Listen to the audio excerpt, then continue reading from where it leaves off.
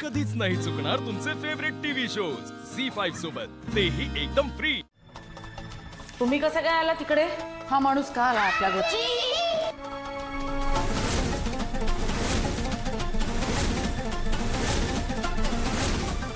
हे आजोबा आम्हाला घेऊन आले।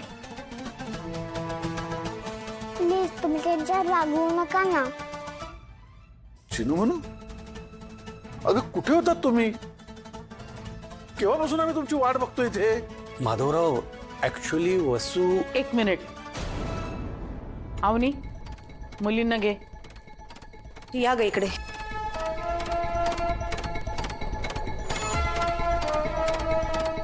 तिचं नावही घ्यायचं नाही या घरात। तुमच्या मुलीची हिंमतच कशी झाली माझ्या नातीला परस्पर घेऊन जायची? माझ्यावर विश्वास ठेवा, आम्ही त्या दोघींना घेऊन गेलो नव्हतो। हो ओ, काय बोलताय काय तुम्ही? मग मला सांगा, मुली काय परस्पर आल्या तुमच्या घरी? नाही नाही, का आम्ही सगळेजण आकाशची काळजी घेण्यामध्ये बिझी होतो तेव्हा पळवलं तुम्ही मुलींना? काय विचार काय आहे तुमचा? काय प्लॅन आहे? म्हणजे तुम्ही चिनू मनूला किडनॅप करणार होता? अरे काय बोलताय तुम्ही? माझं ऐकून तर घ्या।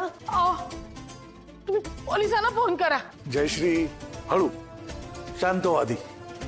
माधवराव, तुम्ही तरी बस, काय म्हणणं आहे तुमचं?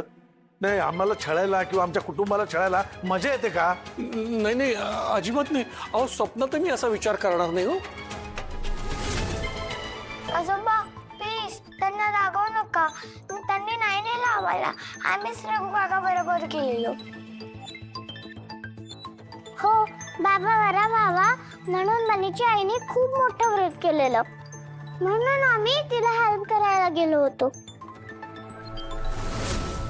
माधवराव, अहो, मुली खरं बोलतायत। मला कल्पना आहे तुम्ही इथे त्यांची काळजी करत असाल, पण अचानक वसूला चक्कर आली आणि सगळाच गोंधळ झाला, म्हणून या दोघींना इथे घेऊन यायला मला थोडा उशीर झाला। त्यासाठी सॉरी सॉरी।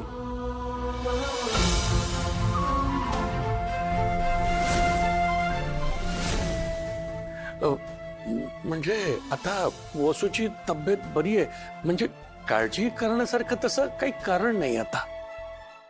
हे बघा, तुमची मुलगी बरी आहे किंवा नाही याच्याशी आम्हाला काही देणं घेणं नाहीये। मुलींकडे मी बघणारच आहे नंतर, पण तुम्हाला शेवटचं सांगून ठेवते, तुमच्या मुलीचा या घराशी संबंध संपलाय। तुम्हा कोणालाच या घरामध्ये कुठलीही जागा नाही, तेव्हा आम्हाला तोंड दाखवायचं नाही, समजलं?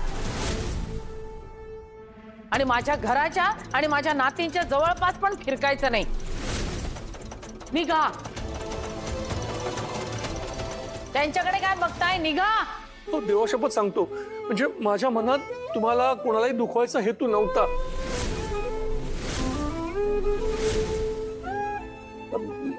समल्यास मला माफ करा, येतोय। झी5 ॲप डाउनलोड करा आणि पहा सर्व एपिसोड्स एकदम फ्री।